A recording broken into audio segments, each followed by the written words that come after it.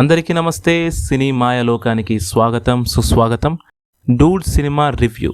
Cinema బాగుందా బాలేదా, చూడచ్చా లేదా అనేది కాసేపు పక్కన పెడదాం. నిజంగా ఇందులో డైరెక్టర్ కొన్ని విషయాలు చెప్పాలనుకున్నాడు, చెప్పిండు. వాటి గురించి మనం ఆలోచించాలి, మాట్లాడాలి. నాకెందుకో ఇది రివ్యూ అనడం కంటే చిన్న అనాలిసిస్ అంటే బెటర్ అనిపిస్తుంది.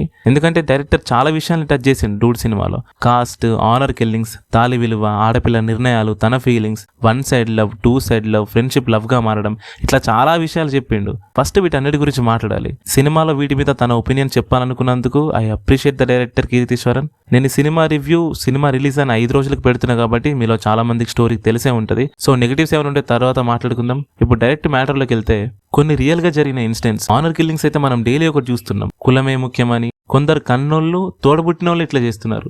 అండ్ ఇంకోటి ఇందులో ఫస్ట్ ఫ్యాక్ట్ ఏంటంటే 2025లో కూడా ఒక అమ్మాయి ప్రేమించిన వాడిని పెళ్లి చేసుకుంటా అంటే అడ్డుపడే వాళ్ళ తండ్రి, దాన్ని సమర్థించే సొసైటీయే వల్గర్. అది అర్థం చేసుకునే అబ్బాయి కాదు. ఇంకోటి తాలి విలువ. తాలికి చాలా మర్యాద ఉంది ఈ సమాజంలో. దాన్ని కట్టిన వాడికి, కట్టించుకున్న అమ్మాయికి తాలి మీద భయభక్తులుంటాయి. అండ్ ఉండాలి కూడా. ఇక్కడ శరత్ కుమార్ గారు గగన్కి తాలికి ఎలాంటి మర్యాద లేదా అని అడుగుతాడు. అంటే గగన్ కుందనికి భర్త కదా, తాలి కట్టి భర్తని కాబట్టి. అప్పుడు గగన్ అంటాడు, తాలికి ఎలాంటి మర్యాద లేదు, దాని వెనుకున్న అమ్మాయి మనసుకే మర్యాద అని. And 100% correct. అది తాలికి మర్యాద ఉంది, చాలా విలువ ఉంది దానికి. కానీ అంతకంటే ఎక్కువ అమ్మాయి ఫీలింగ్స్ కి, తన ఎమోషన్కే మర్యాద. ఇక్కడ కూడా డైరెక్టర్ కీర్తీశ్వరన్ స్కోర్డ్ వెల్. ఈ లవ్ లో ఇంకో ఫ్యాక్ట్ ఏంటంటే, నిజంగానే ఒకసారి అమ్మాయికి నచ్చితే అబ్బాయికి నచ్చది, అబ్బాయికి నచ్చితే అమ్మాయికి నచ్చది. ఇద్దరికిద్దరు నచ్చే టైంకి జరగాల్సిన నష్టం జరిగిపోతుంది.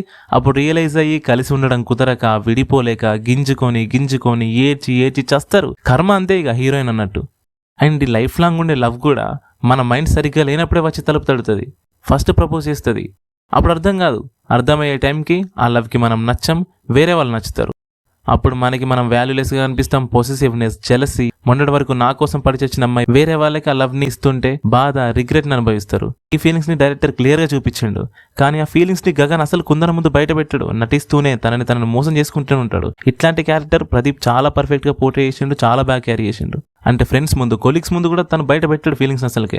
అండ్ ఇంకో ఫ్యాక్ట్ ఏంటంటే, ఈ సోషల్ మీడియా వల్ల ఒక మనిషి చిన్న ఆనందాలు, పెద్ద బాధలు, కన్నీళ్లు కూడా క్రింజ్ అయిపోయినాయి వేరే వాళ్ళకి. ఇంకొక మనిషికి లైట్ గా క్రింజ్ గా అనిపిస్తున్నాయి. That is very true. Kundana గురించి చెప్పాలంటే, గగన్ కి ఫస్ట్ టైం ప్రపోజ్ చేసినప్పుడు గగన్ యాక్సెప్ట్ చేయగానే తన కళ్ళు ఆనందంతో చిన్నగా తడుస్తాయి. చిన్న టీయర్స్ ఉంటాయి తన కళ్ళలో. ఆ ఎక్స్ప్రెషన్ కి, తన స్మైల్ కి వర్త్ వాచింగ్ అనిపించింది నాకైతే. ట్రైలర్లో కూడా కట్ చేసింది కదా, అదే బిట్ చాలా బాగుంది చూడడానికి సినిమాలో. నన్నైతే నా మాటున బాధకు మాటల క్యూరువా అనే లైన్ ఇంకా హార్న్ చేస్తుంది. అండ్ ఒక ఎమోషనల్ సీన్ లో గగన్ కుందనని పట్టుకొని ఏడుస్తున్నప్పుడు కుందన్ అంటది, నువ్వు ఇంతలా ఏడ్చేంత వర్త్ నేను కాదురా అని. ఆ మాట గుండెలో గట్టి ఎక్కడో గుచ్చుకుంది. ఓకే, చాలు ఇంకా ఎమోషన్ చాలు. నెగటివ్స్ గురించి చూసుకుంటే, ఏ సినిమాలైనా హీరో ఒక్కసారి 2 సార్లు రియలైజ్ అవుతాడు. అరే ఇప్పటివరకు తప్పు చేసినా, ఇట్లా కాదు ఇట్లుండద్దు అని. ఇక్కడ సీన్ కి రియలైజ్ అవుతాడు.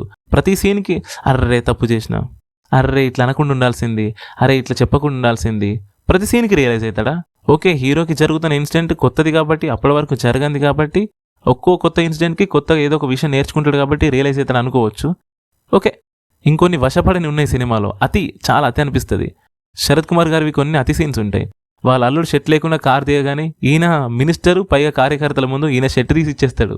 అండ్ పాలు పీతికే సీన్స్ కానీ, ఇట్లాంటి కొన్ని అతి సీన్స్ ఉన్నాయి వశపడే అవి. ఇంకోటి బూమ్ బూమ్ సాంగ్ ఎట్లయినా క్లిక్ అయిందని చెప్పి ఆ సాంగ్ బీజంనే అటు మలిపి ఇటు మార్చి ఇచ్చిండు సాయి అభ్యంకర్. బట్ సాంగ్స్ అయితే మస్తు ఇచ్చిండు. ముఖ్యంగా ఇంటర్వెల్ కి ముందు పెళ్లి సీన్ లో ఈ సాంగ్ మళ్ళీ రిపీట్ అవుతుంటది. బూమ్ బూమ్ సాంగ్ లోని లిరిక్స్, మేల్ వర్జన్ చాలా మంచిగా అనిపించింది చూడడానికి, వినడానికి. చిన్న డిస్సాటిస్ఫాక్షన్ ఏంటంటే, సినిమాలో హీరో హీరోయిన్ మధ్యలో స్టార్టింగ్ సీన్స్ మనకు అప్పుడే తెలుస్తుంది వీళ్ళిద్దరు బావ మరదలు, చిన్నప్పటి నుంచి ఫ్రెండ్స్ లా పెరిగినరు, తినకి చిన్నప్పటి నుంచి వీడంటే లవ్ ఉంటది అని చెప్పి ఆ సీన్స్ ని పూర్తిగా ఎంజాయ్ చేసేలోపే మధ్యలో వేరే అబ్బాయి రావడం, తను అంత తొందరగా వేరే అబ్బాయికి కనెక్ట్ అయిపోవడం, వీడు బాధపడడం, ఇదంతా డైజెస్ట్ చేసుకోవడానికి కొంచెం టైం పడుతుంది. ఓకే, తీసుకున్న కథకి న్యాయం చేసిన డైరెక్టర్. పర్లేదు, బానే ఉంది సినిమా, చూడొచ్చు. చూడని వాళ్ళు ఇంకా ఉంటే చూసేయండి సినిమా. సో ఇది డూడ్ సినిమా గురించి నా రివ్యూ. నెక్స్ట్ వీడియోకి వెళ్లే ముందు లైక్, షేర్ అండ్ సబ్స్క్రైబ్ చేసుకోండి. Thank you so much for watching cine Mayalokam. Bye.